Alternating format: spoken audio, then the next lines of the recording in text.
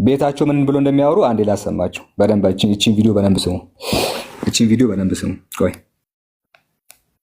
ይሄ መሐመድ ከአህያ ጋር ወሲብ አድርጓል። ልብ በሉ ስሙ። መሐመድ ከአህያ ጋር ወሲብ አድርጓል። እኔ አይደለሁም ያልኩት። ቀባሪ ተፍሲር ደግሜ ላሰማችሁ። መሐመድ ከአህያ ጋር ወሲብ አድርጓል። እኔ አይደለሁም ያልኩት። ቀባሪ ተፍሲር ነው። እሱ ላይ ያለውን ሀሳብ ነው። ሰምታችኋል። ቤታቸው ክርስቲያኖች ፊት ቆሙ ማለት ነው። ምንም ማያውቁ ማያስተውሉ ክርስቲያን ፊት ይቆሙና ሙሐመድ ነው ብሎ ይናገራሉ። እንደዚህ ስትይዟቸው ደግሞ ምንድነው የሚሉት? በለዓም ነው ይላሉ። በለዓም እኛ ነብይ ነው ብለን በፍጹም አናምንም።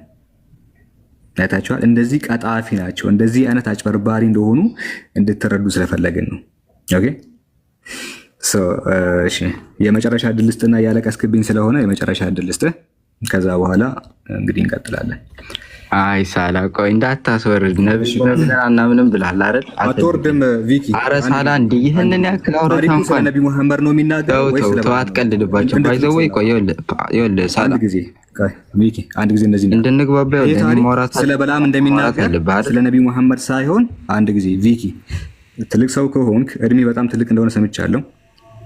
ትልቅ ነው ትኖር ትችላለህ።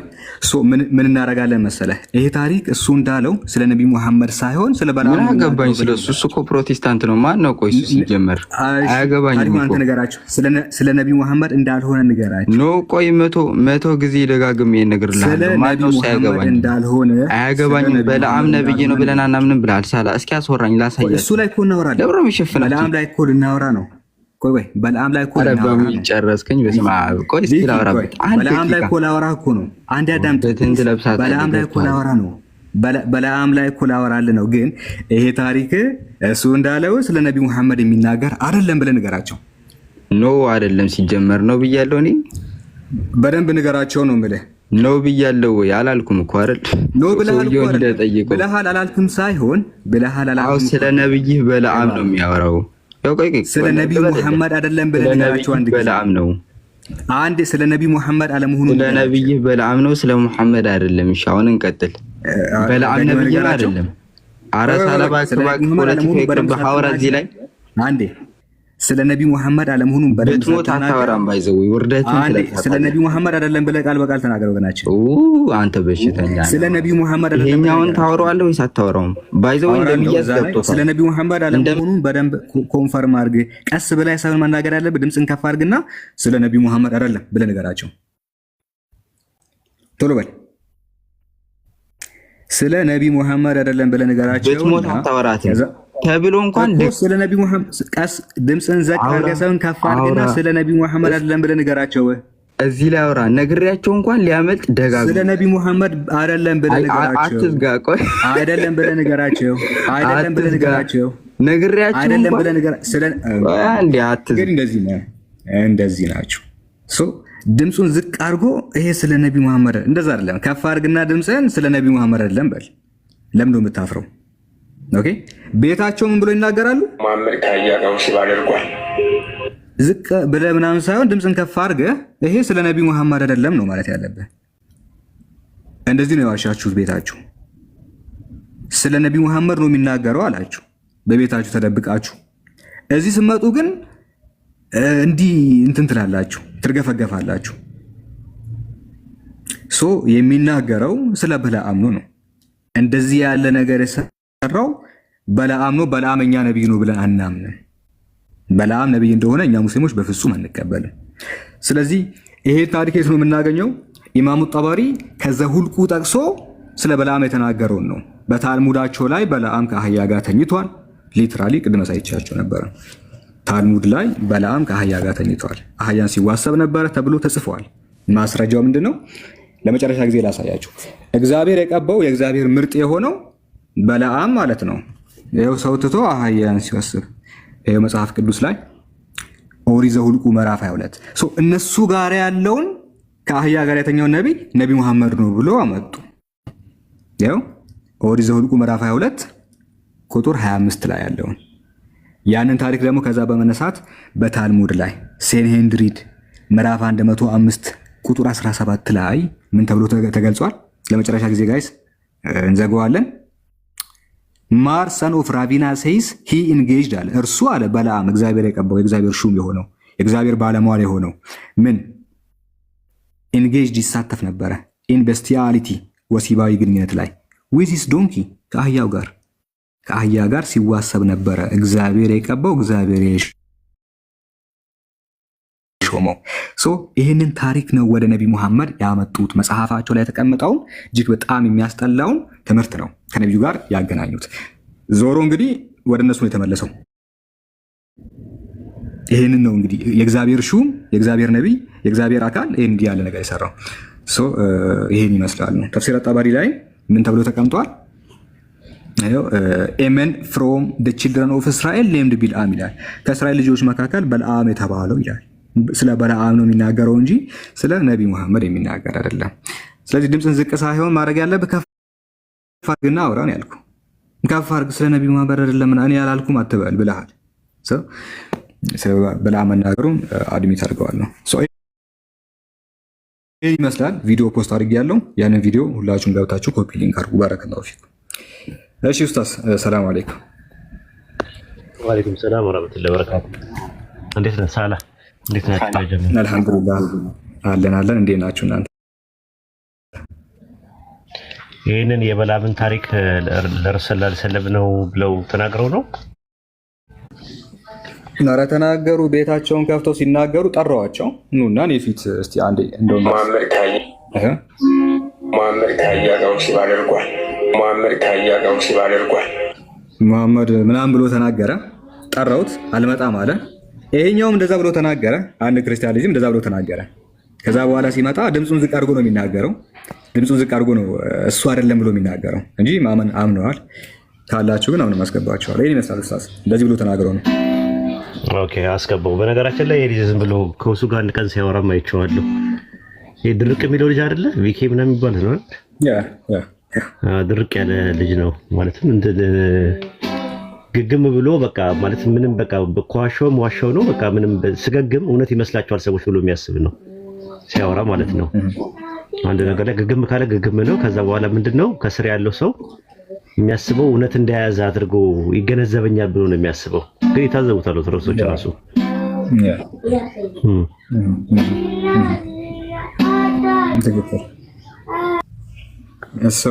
በደንብ እመኑ ነው። በደንብ መናገራችሁ ካልቀረ በደንብ ተናገሩ። ይሄ የሚናገረው ስለ በለዓም ነው እንጂ ስለ ነቢ ሙሐመድ አይደለም። እኛ ደግሞ በለዓም ነቢይ ነው ብለን አንቀበልም። ሊትራሊ በለዓም የተባለው ግለሰብ ነቢይ ነው ብለን ተናግረን አናውቅም። በለዓም በተመለከተ የእግዚአብሔር ባለሟል ነው የምትሉት እናንተ ናችሁ። ነን እስራኤላይት ፕሮፌት ላሳያችሁ። በለዓምን እነሱ ነቢይ ነው እንደሚሉት ማስረጃ ልስጣችሁ። ተመልከቱ እግዚአብሔር ነቢያት እንደሚሰሩ እንግዲህ ሰው አያንተን እንደሚሉ ጴጥሮስም እኮ ነብይ ነው ይላል። ማንን? ጴጥሮስም በለዓምን እኮ ነብይ ነው ይለዋል። ማንን? በለዓምን ነው። እሺ ይላል። ኦኬ በጣም ነው የሚገርመው።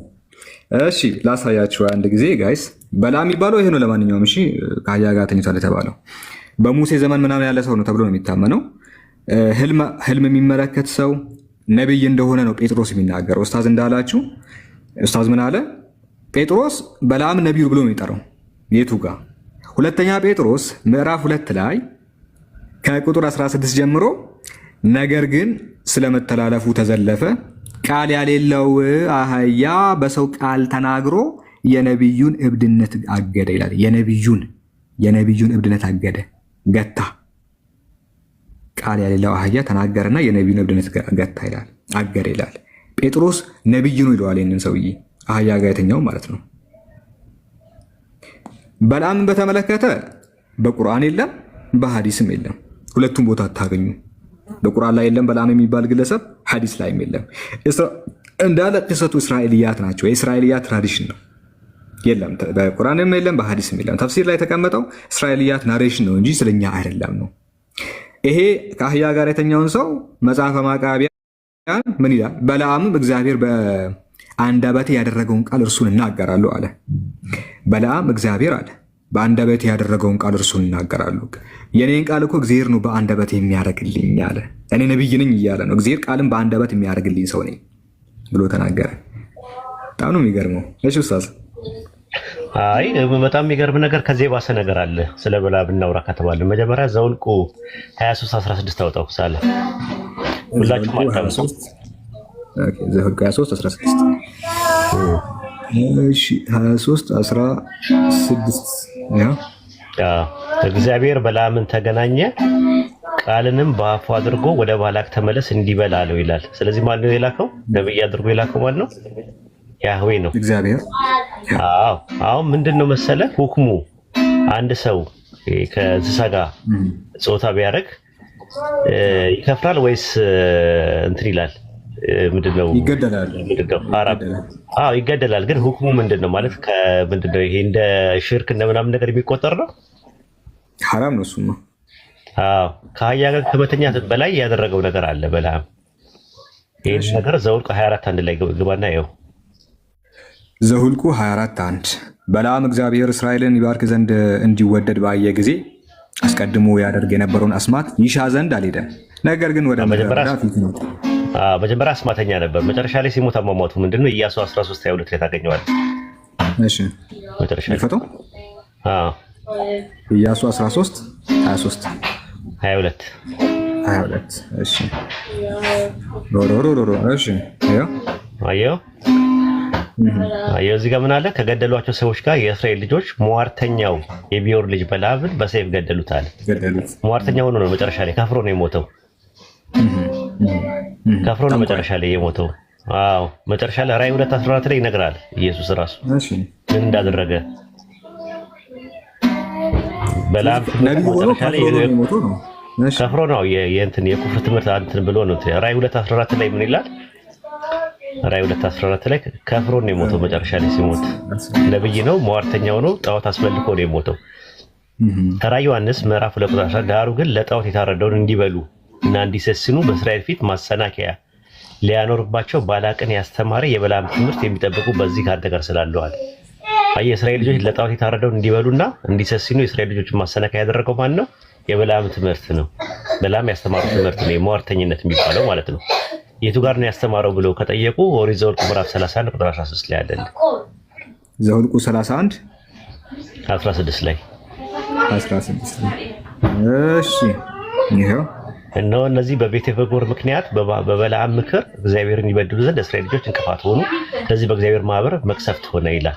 በበለዓም ምክር ትምህርቱ ማለት የሱ ትምህርት በፌጎር ማለት ጣዖቱ ነው ራሱ። በፌጎር ምክንያት በበለዓም ትምህርት ምክር እግዚአብሔርን ይበድሉ ዘንድ ለእስራኤል ልጆች እንቅፋት ስለሆኑ በእግዚአብሔር ማህበር መቅሰፍት ሆነ ይላል። ከዛ 25:1-3 ታየዋለህ እሱ ምን እንዳደረገ። ዘኍልቍ 25:1-3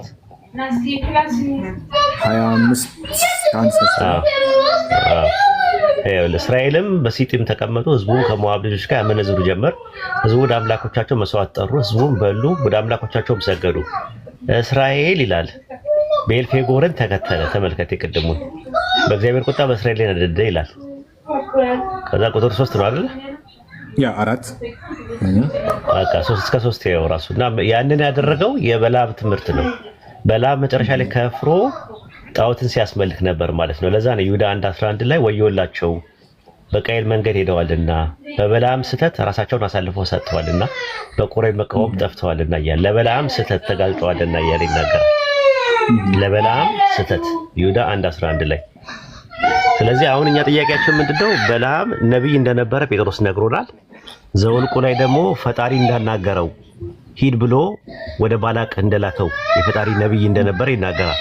መጨረሻ ላይ ግን ከፍሮ ነው የሞተው። ሟርተኛ ሆኖ ቤልፌጎርን አስመልኮ ለጣዖት እንዲሰስኑና ለጣዖት እንዲበሉ አድርጎ መጨረሻ ላይ ሞተ። እንዴት አንድ ፈጣሪ በቃየል መንገድ ሄደዋልና በበለዓም ስህተት ራሳቸውን አሳልፈው ሰጥተዋልና በቆሬ መቃወም ጠፍተዋልና እያለ ለበለዓም ስህተት ተጋልጠዋልና እያለ ይናገራል። ለበለዓም ስህተት ይሁዳ 1:11 ላይ። ስለዚህ አሁን እኛ ጥያቄያችን ምንድነው? በለዓም ነብይ እንደነበረ ጴጥሮስ ነግሮናል። ዘኍልቍ ላይ ደግሞ ፈጣሪ እንዳናገረው ሂድ ብሎ ወደ ባላቅ እንደላከው የፈጣሪ ነብይ እንደነበረ ይናገራል። መጨረሻ ላይ ግን ከፍሮ ነው የሞተው። ሟርተኛ ሆኖ ቤልፌጎርን አስመልኮ ለጣዖት እንዲሰስኑና ለጣዖት እንዲበሉ አድርጎ መጨረሻ ላይ ሞተ። እንዴት አንድ የፈጣሪ ነብይ እንደዛ ያደርጋል? መጨረሻ ላይ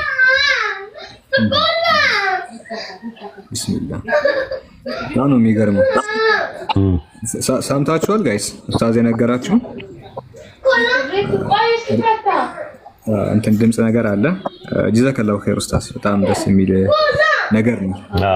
ከዛ የባሰም ነገር አለ ነው። እኔ ከዚህ አሁን ዚና ውስጥ ነው የሚካተተው በላም፣ ግን ከዛ የባሰ ነገር ከፍሮ ነው መጨረሻ ላይ የሞተው ማለት ነው። እና ይሄን ይመስላል ማለት ነው። ምናልባት የሚሉበት ነገር ከሌለ ደግሞ አንድ ነገር ሰርፕራይዝም አለ። ምናልባት የምታውቀው ከሆነ አላውቅም። ከዚህ ይቀጥሉ። ምናልባት በዚህ ዙሪያ ላይ የምትሉት ነገር ካለ ጨርሱና እመጣለሁ። ጀዛከላሁ ኸይር። እሺ ትንሽ ሪፍሌክት ላድርግበትና ከዛ እንትን አረ የሚገርም ነው ጋይስ። እንግዲህ ሰምታችኋል። እግዚአብሔር የቀባው እግዚአብሔር ያስነሳው ታላቁ ነቢያቸው ከአህያ ጋር መተኛቱ ኢስ ኖት ቢግ ዲል ከዚህ አንጻር ሲታይ ነው። ነቢ መሐመድ ብለው ያዋሹትን ያው ቅጥፈታቸውን እዚሁ አጋልጠናቸዋል። ገብተው አመኑልን።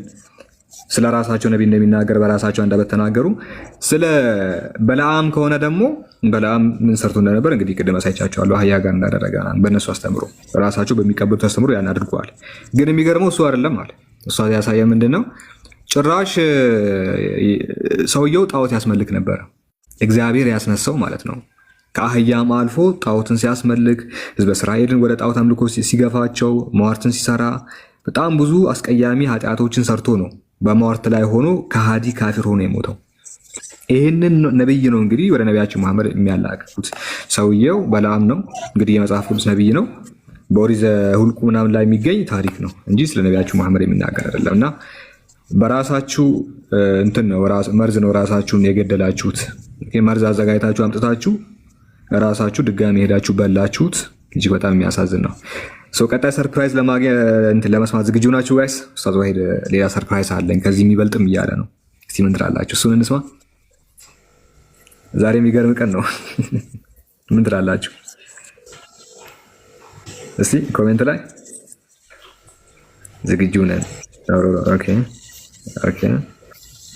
ናይ ኦፍት ፊላ ሚውት አድርጊ እና ሪካርድ አድርጊ። ይሄኛውን ወሳኝ ነገር ስለሆነ ኢንሻአላህ ኡስታዝ የሚነግረን ይሆናል። ኡስታዝ ከቻል ቀጥል። ሁላችሁም ሪካርድ አድርጉ። አንድ ነብይ ቢደበድብና ቢደበደብ ልዩነቱ ምንድን ነው? ሌላ ሰው ቢደበድብ ነው?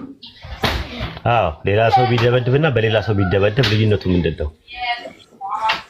ቢደበድብ ልክ አልሰራም። ቢደበደብ ደግሞ ነብይም ስለሆነ የነቢያት ዕጣ ፈንታ ነው ቢደበደብ። ቢገድልና ቢገደል ልዩነቱ ምንድን ነው? ቢገድል የገደለበት ኮንቴክስት ይታያል። ቢገደል ግን መስዋዕት ነው። ቢገድል ያው እንትን የሚታየው የሆነ እንደ እንትን ታያለህ። በቃ እንዴት ይገድላል ብለህ ጥያቄ ይፈጠርብሃል፣ መልስ ትፈልጋለህ። ቢገደልስ ሰማዕት ነው። ቢገደልስ ሻሂድ ነው። እንደዛ ነው የሚሆነው። አንድ ነቢይ ድግምት ቢደረግበትና ድግምት ቢሰራ ልዩነቱ ምንድን ነው? ድግምት ቢደረግበት ያው የሰው ልጅ ስለሆነ ነው፣ ሰው ስለሆነ ነው። ሰውን የሚያጋጥም ነገር ያጋጥም። ድግምት ካረገ ግን ልክ አይደለም አይደል? ካፊር ነው የሚሆነው። ድግምት ካደረገ ጥሩ አይደለም። ድግምት ከተደረገበት እንትን ነው። አንድ የፈጣሪ ነቢይ ሳሙኤል የሚባል ነቢይ አለ። ሐዋርያት ሥራ 13:20 ላይ ታገኙታላችሁ። ነቢይ እንደነበረ ይናገራል። ነቢዩ ሳሙኤል ይለዋል። በደንብ ያዙልኝ። ሳሙኤል የሚባለው ነብይ ነው። ሐዋርያት ሥራ 13:20 ላይ ነብይ ነው። ከዚያ በኋላ እስከ ነብዩ እስከ ሳሙኤል ድረስ 400 ዓመት ያክል መሳፍንት ተሰጣቸው ይላል። ነብይ ነው ይላል። ተመልከቱ። ነብዩ ሳሙኤል እስከ ነብዩ እስከ ሳሙኤል ነብይ ነው ብሎ ነው ያሰመረልን። ከዛ አንደኛ ሳሙኤል ምዕራፍ 3 ቁጥር 20 ላይም ታገኙታላችሁ። አንደኛ ሳሙኤል ምዕራፍ 3 ቁጥር 20 ላይ በደንብ ያዙ። ሳሙኤል ነብይ ነው። መጀመሪያ አስምራችሁ ነው መሄድ ያለባችሁ። አንደኛ ሳሙኤል ምዕራፍ 3 ቁጥር 20 ላይ ኦኬ። እስራኤል ሁሉ ከዳን ጀምሮ እስከ ቤርሳቤ ድረስ ሳሙኤል ለእግዚአብሔር ነብይ ይሆን ዘንድ የታመነ እንደሆነ አወቀ ይላል። ለእግዚአብሔር ነብይ ነው። ነብይነቱ የእግዚአብሔር ነብይ ነው። አንድ ተጨማሪ ጥቅስ እንጥቀስና ከዛ ወደ እንትን እንሄዳለን ማለት ነው። ሁለተኛ ነገሥት ሁለተኛ ዜና መዋዕል ምዕራፍ 35 ቁጥር 18 ላይ አሁንም ነብይ ስለመሆኑ ነው። ሁለተኛ ዜና መጽሐፈ ዜና ምዕራፍ 35 ቁጥር 18 ምዕራፍ አንድ ያልወጣልኝ አለ። ሁለተኛ ዜና መዋዕል ምዕራፍ 18 ምዕራፍ 35 ቁጥር 18 35 ከዛ 18 እሺ ከነቢዩ ከሳሙኤል ዘመን ጀምሮ እስከዚህ ያለ ፋሲካ በእስራኤል ላይ ከተባለ ተደረገ። ሳሙኤል ነብይ ነው ወይስ አይደለም ነው መጀመሪያ ነጥቡ። ነብይ ነው ብላችሁ ካሰመራችሁ በኋላ አሁን ሰርፕራይዙ አሁን ነው ያለው። አንደኛ ሳሙኤል ምዕራፍ 28 ቁጥር 12 ላይ አንደኛ ሳሙኤል ምዕራፍ 28 እንደውም ከቁጥር 3 ጀምረ ሳሙኤልም ሞቶ ነበር፣ እስራኤል ሁሉ አልቅሰው ነበረ፣ በከተማይቱም አርማቴስ ቀብረውት ነበር። ሳኦልም መናፍስትን ጠሪዎችና ጠንቋዮች ከምድር አጥፍቶ ነበር እና ሄድና ቁጥር 7 ላይ ሳኦልም ባሪያዎቹን ወደ እርሳ ሄጄ ጠይቅ ዘንድ መናፍስትን የምትጠራ ፈልጉልኝ አላቸው። ባሪያዎቹ ብነው መናፍስት የምትጠራ አንድ ሴት በዓይነ ዱር አለች አሉት። ቁጥር 8 ላይ ሳኦልም መልኩን ለውጦ ሌላ ልብስ ለብሶ ሄደ። ሁለት ሰዎች ከእርሱ ጋር ነበሩ። በሌሊት ወደ ሴቱ መጡ። እርሷም እባክሽ በመናፍስት አሟርችልኝ የምልሽን አስነሽልኝ አላት። ቁጥር 12 ላይ ሴቲቱም ሳሙኤል ባየችው ጊዜ በታላቅ ድምፅ ጮኸች። ሴቲቱም ምንም ሳኦልን አንተ ሳኦል ስትሆን ለምን አታለልከኝ ብላ አተናገረች። ቁጥር 14 ላይ እርሷም መልኩ ምን አይነት ነው አላት። ሽማግሌ ሰው ወጣ፣ መጎናጸፊያውን ተጎናጸፈ አለች። ሳኦልም ሳሙኤል እንደሆነ አወቀ አለ። ጸሐፊው ነው እየነገረን ያለው። በፊቱ ተጎነበሰ፣ በምድር ላይ እጅ ነሳ። ሳሙኤልም ሳኦልን ለምን አወከኝ? ለምን ሳስነሳኝ አለው። ሳኦልን መልሶ ፍልስጤማውያን ይወጉኝ ዘንድ እጅግ ተጨንቄያለሁ። ያህዌ ከኔ ርቋል፣ በነቢያት ወይም በሕልም አልመለሰልኝም። ስለዚህ የማደርገውን ታስታውቀኝ ዘንድ ጠራሁህ አለው። ሳኦልም በዚያ ጊዜ በቁመቱ ሙሉ በሙሉ ላይ ወደቀ ማለት ሲያቅ ማለት ነው። ሳኦልም አለ እግዚአብሔር ከራቀ ጠላት ከሆነብህ እኔን ለምን ትጠይቀኛለህ አለው። እግዚአብሔርን በቃሌ እንደተናገረ አድርጓልና እግዚአብሔር መንግስትን ከእጅ አሳልፎ ለጎረቤት ሰጥቷል ብለዋል። ራሱ ነው ሳሙኤል የሚናገረው። የእግዚአብሔርም ቃልም አልሰማምና በአማሌቅ ላይ ቁጣን ስላደረግ ስለዚህ ዛሬ እግዚአብሔር ይሄ ነገር አድርጎባልና አለ። እግዚአብሔርም ከእስራኤል ጋር ምናምን እያለ ይናገራል። አሁን ጥያቄ የምናነሳው ምንድን ነው? አንድ የሞተን ነቢይ ፈጣሪ ጋር የሄደን ነቢይ አንድ ጠንቋይ እንዴት ልታመጣው ቻለች ከዛኛው ዓለም ውስጥ? ስለዚህ ሳሙኤል ነቢይ አልነበረም? ነቢይ ከነበረ እንዴት እዛኛው ዓለም ላይ ከሄደ በኋላ አንድ ጠንቋይ እንዴት ልታመጣው ቻለች? አስመጣችሁ ታዲያ ይሄው ያወራው ራሱ ነው። ሳሙኤልም እያለን የሚያወራው ሳሙኤልም እያለ ጸሐፊው እየነገረን ያለው ሳሙኤል ነው መጥቶ አመጣችሁ። እዛኛው ዓለም ከሄደ በኋላ ከዛኛው ዓለም ውስጥ አመጣችሁ። የትኛው ይከብዳል? አንተ በቁመህ እያለ መተት ቢደረግብንም የሚከብደው ወይስ ከሞትክ በኋላ እዛኛው ዓለም ውስጥ እያለ መተተኛና መዋርተኛ የሆነች ሴት ከዛኛው ዓለም አንተን ስታመጣ እንዴት የፈጣሪ ነብር የሚያክል ነገር እንዴት ከዛ ውስጥ ታመጣዋለች? በሰላም አርፎ የነበረውን ሰውዬ አመጣችሁ ነው። እሱን ነው የምልህ።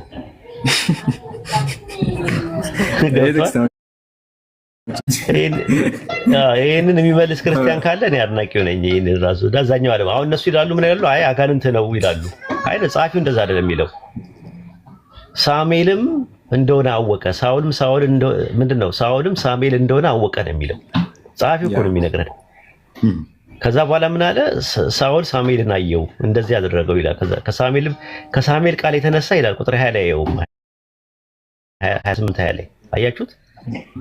ሳኦልም በዛ ጊዜ በቁመቱ ሙሉ በሙሉ ላይ ወደቀ አለ። ከሳሙኤል ቃል የተነሳ እጅግ ፈራ አለ። ማነው ሲናገር የነበረው? ሳሙኤል ነው ብሎ ነው የሚነግረን ጸሐፊው። ጥያቄያችን ምንድነው? እዛኛው ዓለም ላይ ከሄደ በኋላ ከሞተ በኋላ ምክንያቱም ሞተ ተቀበረ የሚለው ነገር ከላይ አስምረን መተናል። ምን ላይ? እዛው ቁጥር 3 ላይ ሳሙኤልም ሞቶ ነበር፣ እስራኤል ሁሉ አልቅሰው ነበር፣ በከተማይቱ በአርማቴው ቀብረውት ነበር ይላል።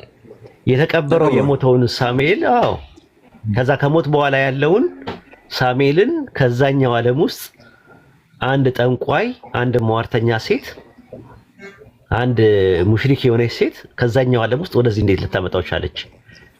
ቢስሚላህ ቺም ትያዝ ስክሪንሾት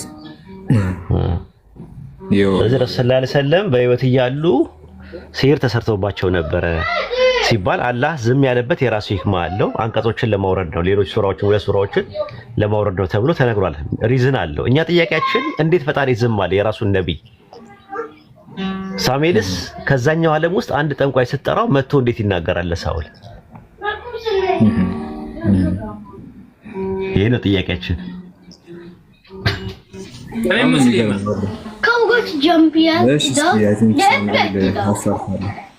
ሳሙኤል እስዋይ ሰላም ነህ? እንዴት ነህ? ሳላ ነኝ። አለሁልህ እግዚአብሔር ይመስገን። ደህና ነህ? ምን ትላለህ በዚህ ጉዳይ ላይ? በዚህ ጉዳይ ላይ የሚለው ነገር ማለት ነው። እሺ እኛ ክርስቲያኖች በፍጹም በነቢያቶች በስጋ ለባሾች አንመካም፣ አናመልክም። ያው ነቢያቶች ብዙ ነቢያቶች መሐመድም እንደምታውቀው ብዙ ኃጢአት ሰርቷል። ብዙ ኃጢአት ሰሩ አይደለም ሳሚ እንደዛ ልንገር አስጨርሰኛ አትቆጣ። እኔ እኮ ታመልካቸዋለህ አይደለም የተባለው። አሁን በዚህኛው ላይ አንተ ነቢይ ታመልካለህ ሳይሆን የተባለው ሳሙኤል ነቢይ ነው አይደለ? ስምህም ሳሙኤል ነው። ነቢይ ነው አይደለም? ያ ነቢይ ሞቷል። መጽሐፈ ሳሙኤል ቀዳማዊ ላይ ምዕራፍ 3 ላይ ሳሙኤል ግን ሞቶ ነበር ይላል። ከዛ ከሞተ በኋላም ቀብረውታል ይላል አይደለ?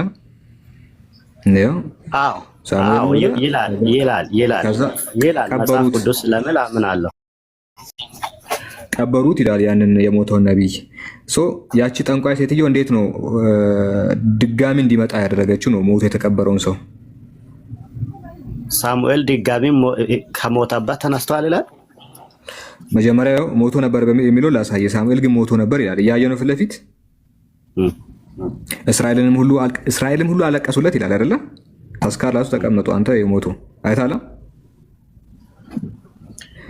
ከዛ በኋላ በዚህ ላይ እነኚህ ነቢያቶች ሁሉ ኃጢአተኞች ናቸው። ሰው ሁሉ ኃጢአትን ሰርቷል፣ የእግዚአብሔርን ክብር ጎድለዋል ይላል መጽሐፍ ቅዱስ ሲናገር ማለት ነው። አረናን ስቶፕ አታውራት፣ እንደዛ አልተባልክም። ሞተ ከዛ ተቀበረ ይላል። በቃ ሰውየው ተገላገለ አይደለ? ከዚህ ዓለም አይደለ? እኔ ከዚህ እኮ የሚያነሳው ነገር ስለሌለ ምንም በሌለበት ነገር ላይ ለምን እንከራከራለን? እኔ ላነሳ ነው። ስለዚህ ይኸው መጽሐፉ ሞቶ ተቀበረ ማን? ሳሙኤል ይላል ስም ላይ ማለት ነው።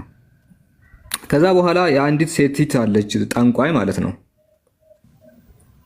ሴቲቱም ሳሙኤልን ባየች ጊዜ በታላቅ ድምፅ ጮኸች። ሴቲቱም ሳኦልን አንተ ሳኦል ስትሆን ለምን አታልከኝ ብላ ተናገረች። እርሱ መልኩ ምን አይነት ነው አላት። እርሷም ሽማግሌ ሰው ተጎናጸፈውም ተገናጽፏል አለች። ሳኦልም ሳሙኤል እንደሆነ አወቀ፣ በፊቱም ተጎነበሰ፣ በምድርም ላይ እጅ ነሳ። ሳሙኤልንም ሳኦልን ለምን አወክኝ? ለምንስ አስነሳኝ አለው። እንዴት ነው ያ ሞቶ የተቀበረውን ሰውዬ ያቺ ጠንቋይ ሴትዮ ወደ ህይወት ያመጣችው ነው?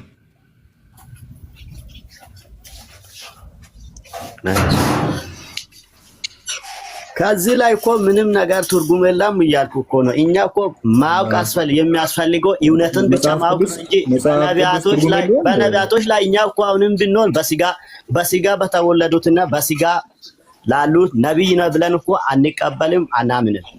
እኛ የምንፈልገው እውነትን ነው። እውነትን ብቻ ብናውቅ አይሻልም? ወገናችን ሳሙኤል ነቢይ አይደለም? ቆይ አከሌ ሞታ እያልክ ይሄ ማሊፋት ነው ወይስ እውነት ምንድን ነው መባል ነው የሚሻለው? ሳሙኤል ነቢይ ነው አይደለም? ምን አይደለም? ኡስታዝ ጥቅሱን አስታውሰኝ። ክዷል። ቆይ ጥቅሱን አስታውሰኝ። የቅድሙን ይሄ ሰው እኮ ነው። አንድ የቆይ ችግር የለውም። የሐዋርያት ሥራ ስንት ሰው እኮ ነብይ ያለ እግዚአብሔር ነብይ ብሏል። ቁጥር 20 አንዴ ያዳምጡ ሳሙኤል ጥቅስን ያወጣል። ነብይ አይደለም ብሏል። ሐዋርያት ሥራ 13 ሰው ነው የጻፈው። መረጃ ሲመጣልህ እንደዚህ ይላል። በደንብ አዳምጥ ወገናችን። የሐዋርያት ሥራ ጸሐፊ ማንም ይሁን ከዚህም በኋላ እስከ ነብዩ እስከ ሳሙኤል ድረስ አለ። እስከ ነብዩ እስከ ሳሙኤል ድረስ ነብዩ ነው አይደለም? አሁን ማይከን ያለው ይኸውልህ ሳላ ከላይ ጀምሮ ጳውሎስ ነው እየተረከ ያለው። ሲተርክ ጳውሎስ ምን አለ? ነብዩ ሳሙኤል አለ። ሳሙኤል ነብይ ነው ብሎ ነው ያስቀመጠው። ያ ነው አርጊመንታችን። ነብይ ከሆነ እንዴት ነው ጥያቄው? እንዴት ከዛኛው ዓለም ውስጥ አንድ ጠንቋይ ሟርተኛ ሴት ታመጣዋለች ነው ጥያቄው። የፈጣሪ ነብይ ሳሙኤል ምን ትላለህ? ጳውሎስ ዋሽቷል?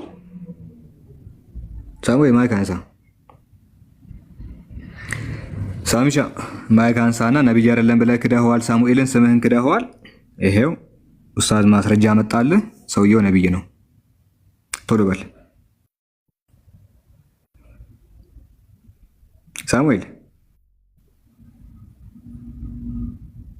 ኦኬ እግዚአብሔር አይደለም። እዚህ ጋር እኮ እየተናገርኩ እኮ ነው። እግዚአብሔር አይደለም ጳውሎስ ነው ነብይ ያለው።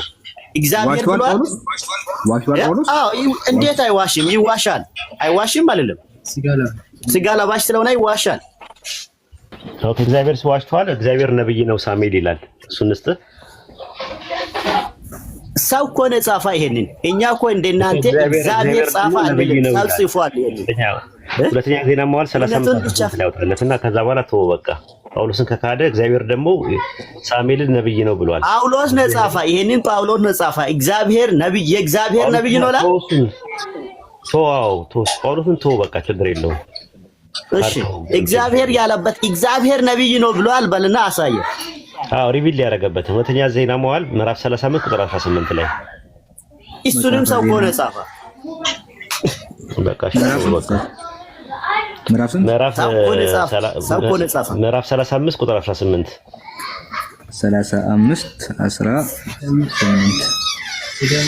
እግዚአብሔር ሲናገር ከነቢዩ ከሳሙኤል ዘመን ጀምሮ አለ። ሳሙኤል ነቢይ ነው አለ እግዚአብሔር ሲናገር። ይሄንንም ሰው ነው የጻፈው እኮ ሳሙኤል ተናገረ ብሎ የሚናገረው ሰው ነው። እስቲ ከነቢይ ከሳሙኤል ዘመን ጀምሮ እንደዚህ ያለው የፋሲካ በእስራኤል ዘንድ ካቶ አልተደረገም። ስለዚህ ሳሙኤል ነብይ ነው አይደል? በዚህ ጥቅስ መሰረት እዚህ ጋር እስቲ ጌቱ ጋር ነው ነብይ ነው ብሎ ያው እሺ ከነቢዩ ከሳሙኤል ዘመን ጀምሮ እኮ ማን ነው አለው? ከነቢዩ ከሳሙኤል አላ ማን ነው? እግዚአብሔር ነው አይደለም? ኤርሚያስ ነው የተናገረው። ኤርሚያስ ነብይ ነው ደግሞ እኮ ኤርሚያስም ነብይ ነው። ኤርሚያስም ነብይ ያረጋ ማን ነው? እግዚአብሔር ነው። እግዚአብሔር ነው። አዎ አሳየ። አይቶ በቃ ይሄ እንትን ነው ገና እንጭጭ ነገር ነው። ይሄንን ማስረዳት እኛ እንዴት ሳሙኤል አንድ ቆይ ኡስታዝ ቆይ ሳሙኤል ፕሮፋይል ያረከው ምንድነው የሚለው? ፕሮፋይል ያረከው ፎቶ ፕሮፋይል ላይ አርጋለሁ ይበል። እሱን ተው። ምንድነው የሚለው? አይመለከትም እሱ አይመለከትም እኮ አይመለከትም። ማን የጻፈው ያንተን ፕሮፋይል? ማን የጻፈው? እዛ ላይ ያለው ነው የእግዚአብሔርን ቃል ሰው ነው የጻፈው። ሰው የጻፈውን ታረጋለህ? አዎ አንተ ሰው ያለ ነብይ እያልክ አይደለም? ያንተ ጊዜ ሲሆን ፕሮፋይል ታረጋለህ፣ ሲከብድ ደግሞ ሰው ነው የጻፈው ትላለህ። እና አህያ ነው የጻፈው ሰው ነው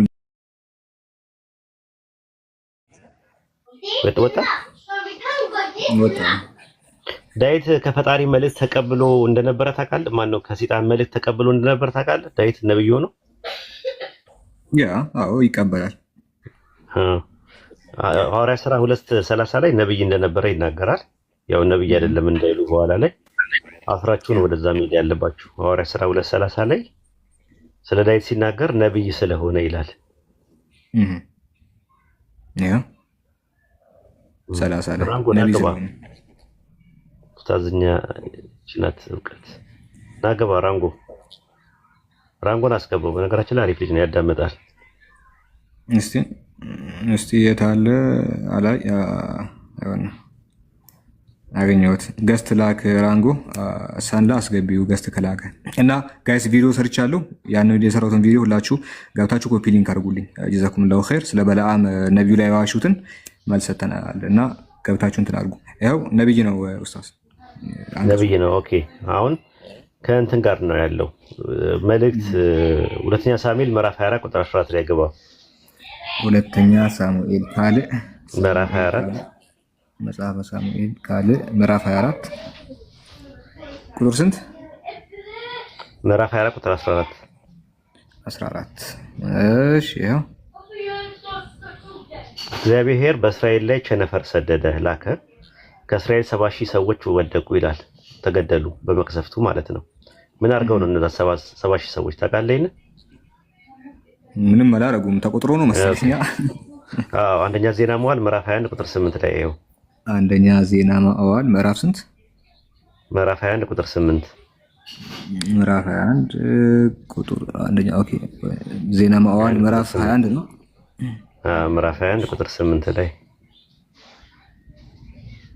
መጽሐፈ ዜና መዋዕል ምዕራፍ 1 ቁጥር 8 ዳዊትም እግዚአብሔርን ይህን በማድረጌ እጅግ በድያለሁ፣ አሁንም ታላቅ ስንፍና አድርጌያለሁ፣ የባሪያን ኃጢአት ታስወግድ ዘንድ እለምንሃለሁ አለው ይላል። ከዛ ቁጥር 17 ላይ ዳዊትም እግዚአብሔርን ሕዝቡ ይቆጥር ዘንድ ያዘዝኩት እኔ አይደለሁምን? የበደልኩትና ክፉ የሰራሁት እኔ ነኝ። ስለ እነዚህ በጎች ምን አድርገዋል? አቤቱ አምላክ ሆይ እጅ በእኔና በአባቴ ቤት ላይ ትሁን፣ ነገር ግን ይቀሰፍ ዘንድ በሕዝቡ ላይ አትሁን አለው ይላል። ለምኖትም ግን ሕዝቡን ነው የተቆጠረውን ሰው የጨረሰው ፈጣሪ። አሁን ጥያቄ የሚነሳው ዳዊትን ማን ነው ቁጥር ብሎ ያዘዘው? ምክንያቱም ራሱ እግዚአብሔር ነው እንዳትል፣ እግዚአብሔር ራሱ እንትን ሊሆን አይችልም። ምክንያቱም እግዚአብሔር ራሱ ቁጥር ብሎ ለምን ቆጠርክ ብሎ ሲናደድ አታየው። ስለዚህ ምንድነው ሁለተኛ ሳሙኤል ምዕራፍ 24 ቁጥር 1 ላይ ሁለተኛ ዜና መዋዕል ምዕራፍ 24 ቁጥር 1 ላይ ደግሞ የእግዚአብሔር ቁጣ በእስራኤል ላይ ነደደ፣ ማለት 70,000 ሰዎችን ለማጥፋት ማለት ነው። ለምን ሲባል ዳዊትን ሂድ እስራኤልና ይሁዳን ቁጥር ብሎ በላያቸው ላይ ያስነሳው ይላል። ሂድና እስራኤልና ይሁዳን ቁጥር ብሎ በላያቸው ያስነሳው ማን እንደሆነ ደግሞ እናገኘዋለን። እግዚአብሔር የተቆጣበት ምክንያት ግን የሆነ አካል ሂድ እስራኤልና ይሁዳን ቁጥር ብሎ በላያቸው ላይ አስነስቶታል። አሁን ማን ነው የሚለውን አንደኛ ዜና መዋዕል ምዕራፍ 20 ቁጥር 1 ላይ እናገኘዋለን። አንደኛ ዜና መዋዕል ምዕራፍ 21 ቁጥር 1 ላይ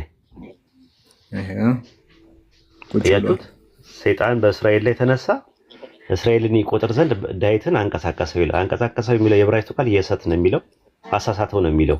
ልክ ዘዳግም 13:6 ላይ እንዳለው አባቶችን አንተ የማታውቃቸው ሌሎች አማልክት ብሎ ቢያስት ይላል። ማሳሳት በሚለው ነው፣ አንቀሳቀሰው ነው የሚለው። አማርኛው ላይ አውቀው ያስቀመጡት ግን ምንድነው ያደረገው? እስራኤልን ይቆጥር ዘንድ ዳዊትን አሳሳተው ነው የሚለው። ራሱ የሰት ማለት ዩሱት ከሚለው ቃል ነው የመጣው። ማሳሳተው ማለት ነው። ምን ብሎ አሳሳተው? ሂድና እስራኤልና ይሁዳን ቁጥር ብለዋል ይላል። ሄደው ምን አደረገ? ዳዊት ምን አደረገ? አንደኛ ዜና መዋዕል ምዕራፍ 21 ቁጥር 8 ላይ ምንድነው ያደረገው ዳዊት? ሂድና ቁጥር ያለው ሰይጣን ነው። ከዛ አንደኛ ዜና መዋዕል ምዕራፍ 21 ቁጥር 8 ላይ ምን አደረገ? ዳዊትም አንደኛ ዜና መዋዕል አገኘው አንደኛ ኦኬ፣ ይሄ ቀዳማዊ ነው ራሱ ነው 21:8 ላይ 21:8 ኦኬ። ዳዊትም የኢዮአብና የሕዝቡ አለቆችን ይላል። ዳዊት እግዚአብሔርን ይህን በማድረግ እጅግ በድያለሁ፣ አሁን ግን ታላቅ ስንፍና አድርጌያለሁ፣ የባሪያህን ኃጢአት ታስወግድ ዘንድ እለምንሃለሁ አለው ይላል። አንደኛ ዜና መዋዕል 28። እሺ እንግዲህ ነቢያቶች ከሰይጣን ጋር ነው የሚሰሩት ነው። የሰይጣን መልእክት እየተቀበሉ ነው እየመጡ ህዝብ የሚያስጨርሱት እና በጣም ነው የሚገርመው። እሺ በዚህ ርዕስ ጋይስ ቪዲዮ ሰርቻለሁ፣ ገብታችሁ ኮፒ ሊንክ አድርጉ። ጊፍት መክፈት አልችልም ምክንያቱም ሪፖርት ውስጥ ነው ያለው እና ጊፍት ሰስፔንድድ ነው። ጊፍት ሰስፔንድድ ማን ነው? 21:2 ማለት 21:2 እዛው ላይ ቅድም ያገባው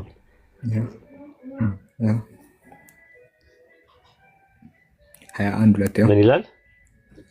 ዳዊትም ተመልከቱ፣ ዳዊትም ኢዮአብና የሕዝቡ አለቆችን ሂዱ ከቤርሳቤ ጀምሮ እስከ ዳን ድረስ እስራኤልን ቁጠሩ፣ ድምራቸውን አውቅ ዘንድ አስታውቁኛላቸው ይላል። አሁን ዳዊት ሕዝቡን መልእክት ሲያስተላልፍ ከየት ተቀብሎ ነው መልእክቱን የሰጠው? ከየት ነው ያገኘው? ይህን መልእክት ሂዱና እስራኤልን ቁጠር የሚለው መልእክት ከማን ነው ያገኘው ብላችሁ ጥያቄ ያቅርቡ። ከዛ ከሴጣን ካሏችሁ እንግዲያውስ ዳዊት የሴጣን መልእክተኛ ነው ወይ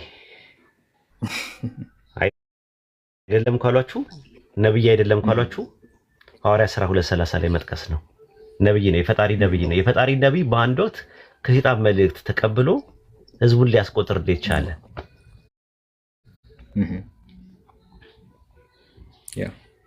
አይችን ያዘጋጇት ለቂሰቱል ጋራኒክ ስለሚባለው ያለው ነገር ዳይፍም ቢሆንም ኢብኑ ከሲር ሱረቱ ሐጅ ምዕራፍ 22 ቁጥር 52 ላይ ያለውን እንትን ሲል እንትን ነው ዳይፍ ነው ብሎ አስቀምጦታል። ግን እንዲሁ ቢባል እንኳን እንዴት ነው አንድ የፈጣሪ ነብይ ከፈጣሪ ነብይ ተብሎ ከሴጣን መልእክት የሚቀበለው? ይሄ ነው ጥያቄያችን። ትክክል። ነብይ ተብሎ የተገለጸ አካል ነው። ነገር ግን መልእክትን ከሴጣን እየተቀበለ እንግዲህ ተግባራዊ ያደረግ ነበረ ነው። እውነተኛ የእግዚአብሔር ነብይ እንደዚህ ያለ ነገር እንዴት ይሰራል? እና ተመልከቱ፣ ይህንን ነው እንግዲህ ነቢያት ብሎ የተቀበሏቸው። በነገራችን ላይ ዳዊት ነቢይ ብቻ ሳይሆን እንደ አምላክ ልብ ምናምን የተባለ ሰው ነው። ልብ አምላክ ምናምን ተብሎ በዛ ላይ ሌሎች መጽሐፍቶችንም ጽፏል ተብሎ ይታመናል። ለምሳሌ መዝሙረ ዳዊትን የጻፈው እሱ ነው የሚሉን ክርስቲያን ወገኖቻችን ማስረጃ ባይኖርም ይህንን ወደ 150 ምዕራፍ ሙሉ ያለው ማለት ነው። ኢማጂን 151 ነው በአጠቃላይ የኦርቶዶክሱ ያለው። ይህንን የሚያክል መጽሐፍ የጻፈው የሆነ ሰዓት ከሰይጣን መልእክት የሚቀበል ሰው ነው። ይህን የሚያህልን ምዕራፍ ቢስሚላ ተመልከቱ። መዝሙረ ዳዊትን የጻፈው ራሱ ነቢዩ ዳዊት ከሰይጣን መልእክት የሚቀበል የሰይጣን ተላላኪ ነበር ነው። ይህንን ይዘው ነው ነቢዩ መሐመድን ለመናገር የሚመጡት ወገኖቻችን። ራንጎ ገስት እየላክ አይደለም ኡስታዝ እና አካውንታችን ሪፖርት እንትና ነው ምናምን ጥሩ ሲያወራ ስለነበረ ምናልባት ከተግባባን ብዬ ነበረ። ምክንያቱም በጣም እንትን ነው ቦምብ የሆነ ነገር ነው። እንዴት ይገባል? ነገሮች መግባት አልፈልግም ብሏል ከታች። እሺ ሌላ ሰው አለ ይህንን ውሸት ነው የሚል ነቢያቶቻችሁ ከሰይጣን መልእክትን ይቀበሉ ነበረ በሚለው ዙሪያ አሁን በተነሳው ሀሳብ ላይ እንትን ያለው ውሸት ነው የሚል ሰው ካለ ይኸው ገስት ግቡ፣ ልናወራ እንችላለን። ይሄ ነው። ቶሎ በሉ ገስት ላኩ። ኡስታዝም ሳይወጣ እንወጣለን። እቺን እንትን እናርግና አካውንቴም ሪፖርት ውስጥ ነው ያለው።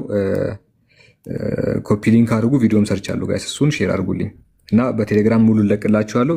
ከዛ ፖስት አድርጉ እናንተ ሙሉን። የቲክቶኩ የተቆረጠ ነው እና ኢንሻአላህ አሁን እንወጣለን። ኡስታዝ የምታነሳው ነገር ካለ ትንሽ መቆየት እችላለሁ። አይ እኔ ልወጣ ነው ራሱ አጋጣሚ ገርሞኝ ነው። ስለ በለዓም ተነሳና አጋጣሚ በለዓም ያው ሟርተኛ እንደነበረና ከፍሮ እንደሞተ ግን ነብይ እንደነበረ ማስረጃ አየን። ከዛ የሳሙኤልን ደግሞ ከሞተ በኋላ ከዛኛው ዓለም ውስጥ አንድ ጠንቋይና ሟርተኛ ሴትዮ እንደጠራችሁ እንደነበረ፣ ከዛ ደግሞ ዳዊት ደግሞ ነብይ ሆኖ ነገር ግን የፈጣሪ ነብይ ሆኖ ሳለ ከሰይጣን መልእክት ተቀብሎ ለህዝቡ እንዳስተላለፈ ዴሊቨርድ አድርጎ ሜሴጅ እንደነበረ ማስረጃ አይተናል። 3 ነጥቦችን አይተናል። ለዛሬ ይበቃል ይመስለኛል። ኢንሻአላህ ይሄንን ያጣተሙ ጀዛከላሁ ኸይር። ፖስት እንትን ሪካርድ ያደረጋችሁ በትክክል ፖስት አድርጉ። እሺ አሁን ኡስታዝ ያስተማረውን እና ጥቅሶቹንም ያዙ፣ ለሌላ ጊዜ ይጠቅማችኋል ኢንሻአላህ። በተለይ ሳሙኤል በጣም ገርሞኛል። በጣም የሚገርም ነገር ነው። ከሞተ በኋላ አስነሳችሁ ነው ያቺ ጠንቋይ ሴትዮ። ከዛ ተጫወተችበት ነው ሊትራሊ። ነብይ ሆኖ ማለት ነው ከሞተ በኋላ ነብይ ሆኖ ሞቶ አመጣችውና ሊትራሊ ጨመቀችው። እንዴት ነው ጠንቋዮች ነቢያት ላይ እንደዚህ ስልጣን ያገኙት ነው? የእግዚአብሔር ነቢያት ላይ እንደዚህ በዚህ ደረጃ ስልጣን ያገኙት እንዴት ነው? እና በጣም የሚገርም ጥቅስ ነው ጋይስ። ለዚህ የቤት ስራ ምላሽ ብታዘጋጁ አሪፍ ይመስለኛል ክርስቲያን ወገኖቻችን። እና ጋይስ ቪዲዮ ሰርቻለሁ። ይሄ ቪዲዮ የተቆረጠ ቪዲዮ ነው፣ ግን ሁላችሁም ገብታችሁ ሪፖስት አድርጉ። አንድ ጊዜ አዛኛ አካውንት ልክፈትና ላሳያችሁ። ሁላችሁም እዚህ ውስጥ ያላችሁት ሙስሊሞች ትንሽ ላስቸግራችሁ፣ ትንሽ ብቻ ኢንሻአላህ። ያው በየፊናችን መስራት አለብን ነው። ግቡና ይሄን ቪዲዮ ኮፒ ሊንክ አድርጉ። ይሄንን ቪዲዮ ኮፒ ሊንክ አድርጉ አንድ ጊዜ ሁላችሁም። ቫይራል እንዲወጣ ላይክ ታረጉታላችሁ፣ የሚደረገውን ነገር ታረጋላችሁ። 500 ሰዎች አንድ ጊዜ ከመውጣታችን በፊት የፈጠነ ከመውጣታችን በፊት ዋናው አካውንት ውስጥ ግቡ። ላይክ፣ ኮሜንት፣ ሪፖስት ምናምን አድርጉና ነው ጠብቃችኋለሁ። 500 ሙስሊሞች ኢንሻአላህ። ከዛ እንወጣለን። እሺ እቺን እንጨርስና እንውጣ ሁላችሁ። ዋና አካውንት ውስጥ ግቡ። ከዛ ይሄ ቪዲዮ ይመጣላችኋል። ከዛ በኋላ እሱን ሪፖስት አደርጋላችሁ። ኮሜንት ጻፉ። ኮሜንት ግዴታ ነው ጋይስ፣ ኮሜንት ግዴታ ነው። ይሄዳችሁ ኮሜንት ጻፉ። ኮሜንት መጻፍ ጀስት ግዴታ ነው። ኦኬ ቫይራል እንዲወጣ ኮሜንት እየጻፋችሁ ነው። ጠብቃችኋለሁ። ስንት ሰዎች አላችሁ እዚህ ውስጥ? 500 ሰዎች አላችሁ። ሂዱ። ሪፖስት እያደረጋችሁ አይደለም። ሪፖስት ያደረጉት ትንሽ ሰዎች ናቸው እዚህ ውስጥ ካሉት። ሪፖስት አላደረጋችሁ ነው። ፎሎ ስላልመለስኩ ነው የሚያሳየኝ። እነዚህ ነው። ኦኬ ፎሎ ስላለ ኦኬ። ይሄ አካውንት አዲስ አካውንት ነው የከፈትኩበት። ፎሎ አርግታችሁ ሊሆን ይችላል። ለኔ አያሳየኝም። ለፎሎ ነው መሰለኝ። ቀመልስላችኋለሁ። ያልኩ ሳራ ነካው እንትን ነው ያው አዛች ጋር ሳይሆን አድርጋችኋለሁ። ሶሪ አላየው አላቀው ነበር። 280 ሰው ሪፖስት አድርጓል። 200 ሰው አላረገም ነው 200 ሰው አላረገም ነው ወደ 200 የሚጠጋ ሰው አላረገም። ክርስቲያንም ይኖራል ዝም ብሎ እያየ ያለው። ከዛ ሂዱና በደንብ መቆረጥ ያልነበረበት ቪዲዮ ነበረ፣ ግን ችግር የለውም። እቺን ብቻ ዲባንክ ካረግናችሁ ዳስ ኢነፍ እና በደንብ አሰራጩት። ሄዳችሁ በደንብ አሰራጩት። አሪፍ እየሄዳችሁ ነው። ማሻአላህ ጀዛኩሙላሁ ኸይር። አፕሪሺየት ዛት። ጥሩ ቫይራል እያወጣችሁት ነው። 9 ኮሜንት ጽፋችሁ ነው 9 ኮሜንት ጽፋችሁ ነው 9 ኮሜንት ጽፋችሁ ነውና 200 ኮሜንት ሞልተን እንውጣ። አንዳንድ ሰው 9 አንዳንድ ኮሜንት ይጻፍ፣ አንዳንድ ሰው 9 ሰው ምናምን አንዳንድ ጽፋችሁ ከመጣችሁ ዳስ ፐርፌክት 200 ይሙላ። ከፍም አድርጉት። ከዛ በላይም ከጻፋችሁበት አሪፍ ነው። እና አካውንታችን በጣም ተመተዋል። ፎሎ ካላረጋችሁ ፎሎ አድርጉ። አረ ነገር ሊገልጠኝ ፎሎ ያላረጋችሁት በዚሁ ነቢልንም ፎሎ አድርጉት። ተከተላችሁኝ ከመጣችሁ አይቀር የሚገርም ወንድማችን ነው። የሚገርም እስላሚክ ትምህርቶችን ያስተምራል። ኮምፓራቲቭ ላይ ቴሌግራም ቻናልም አለው፣ ተቀላቀሉለት። እና 135 አስገቡ። ዛሬ ምንድነው እንደ መጽሐፍ ቅዱስ ነቢያት እየቆጠርኩ ነው። እሺ ጋይስ ፎሎ አድርጉ። 185 አልኩኝ እኮ እንዴት ነው 185 የሚመጣው? 135 አስገቡ እና ነቢልንም ፎሎ አድርጉት። በጣም ከባድ ሰው ነው ሰንላ እንዳለችው። ቴሌግራሙንም ጆይን አድርጎ። እሺ ጋይስ እዚህ ውስጥ ያላችሁ ከአካውንቱ ታገኛላችሁ። ወደ ውስጥ ከገባችሁ አካውንቱ ውስጥ እስላሚክ ትምህርቶችን ትማሩበታላችሁ። የራሳችንን ብዙ ትምህርቶች ያስተምራል። እኛንም 135 አስገቡ። በቅርቡ 200 እንገባለን። እቺን ቪዲዮ ደግሞ ቫይራል አውጧት። ኦኬ 200 ስንት ኮሜንት? 206 ዮ በቃ ፐርፌክት። ጥሩ እንትን ብላችኋል እና እንወጣለን። አላህ ይቀበላችሁ። ስልኬ ቻርጅ ሰክቻለሁ፣ ግን ወደታች ነው የሚቆጥረው። ተሰክቶ ማለት ነው፣ ወደ ላይ አይደለም የሚሄደው፣ ወደታች ነው የሚቆጥረው። ለምን እንደሆነ አላውቅም። በጣም ኦቨርሂት ስላደረገ ነው መሰለኝ፣ ግን ዝም ብዬ ልሰካው። እሺ ገብታችሁ የሚደረገውን ነገር አድርጉ፣ ላይክ ምናምን አድርጉ። ከዛ ቫይራል አውጡት። ኢንሻአላህ ሌሎች ቪዲዮዎችንም የምንሰራ ይሆናል። 135 ገብተናል። እስቲ አልገባንም። 100 ይቀራል። ነቢል ስንት ገብቷል? እስቲ 6125 ላይ ነው። 6125 ላይ ሁላችሁም ፎሎ አድርጉት። እዚህ ውስጥ ያላችሁ 400 ሰዎች 6400 ሰዎች ካረጋችሁ ስንት ሰው ይወጣል? 6500 ይወጣል። 6500 ምናምን ይሆናል። ፎሎ ካረጋችሁት ፎሎ አድርጉት እና ማን ይክፈት? ማን እስቲ ወዴት ላካችሁ? አልሰገርኩም። በዚህ ቪዲዮ ላይ ነበርኩኝ። ማን ይክፈት? የተከፈተ ቤት አለ ጋይስ? የተከፈተ ቤት አለ? እንትና ሁሱና አቡቲ አሉ ገብተዋል። በቃ ወደ እነሱ ሂዱ። ኢንሻአላህ እንትን እንላለን። ነጅዛኩም ላሁ ኸይር።